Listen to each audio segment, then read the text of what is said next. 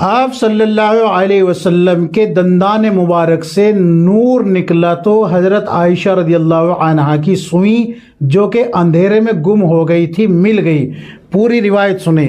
ایک مرتبہ ام المؤمنین حضرت عائشہ رضی اللہ عنہا آپ صلی اللہ علیہ وسلم کا کوئی کپڑا سی رہی تھی اندھیرے میں، رات کے وقت میں، تو آپ رضی اللہ عنہا کے ہاتھ سے سوئی گر جاتی ہے۔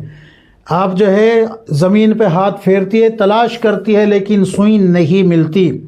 اتنے میں رسول اللہ صلی اللہ علیہ وسلم گھر کے اندر تشریف لاتے ہیں تو آپ صلی اللہ علیہ وسلم کے چہرہ انوار کے نور سے وہ سوئی چمک جاتی ہے، وہ سوئی چمک جاتی ہے۔ ام المؤمنین حضرت عائشہ رضی اللہ عنہا اس سوئی کو اٹھا لیتی ہے۔ بہت سے حضرات اس کو اس طریقے سے بھی بیان کرتے ہیں کہ آپ صلی اللہ علیہ وسلم گھر میں تشریف لائے اور آپ صلی اللہ علیہ وسلم جب ہنسے تو آپ صلی اللہ علیہ وسلم کے دندان مبارک سے نور نکلا اور اس نور میں وہ سوئی چمکنے لگی۔ ام المؤمنین حضرت عائشہ رضی اللہ عنہا نے اس سوئی کو اٹھا لیا، اس سوئی کو اٹھا لیا اور مسکرانے لگی۔ تو رسول اللہ صلی اللہ علیہ وسلم نے فرمایا کہ کیوں مسکرا رہی ہو؟ تو حضرت عائشہ رضی اللہ عنہا کہتی ہے کہ یا رسول اللہ، آپ کو اللہ تبارک و تعالی نے اتنا نور عطا فرمایا ہے کہ اس میں سوئی بھی چمکنے لگی۔ بہت سے حضرات اس کو اس طریقے سے بھی بیان کرتے ہیں۔ تو رسول اللہ صلی اللہ علیہ وسلم فرماتے ہیں کہ مجھے دیکھنے کے لیے مسلمان بھی تڑپتے ہیں اور کافر بھی، کفار بھی تڑپتے ہیں۔ جو مجھے دیکھنے کی تمنا نہ رکھتا ہو وہ جہنمی ہے۔ اس طریقے سے اس کو بیان کیا جاتا ہے۔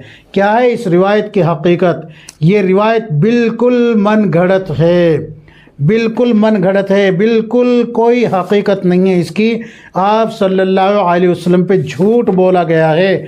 آپ اس کتاب کو کھول کے دیکھیں گے تو آپ کو یہ پورا خاکہ جو میں نے آپ حضرات کے سامنے پیش کیا ہے مل جائے گا کہ یہ روایت بالکل من گھڑت ہے۔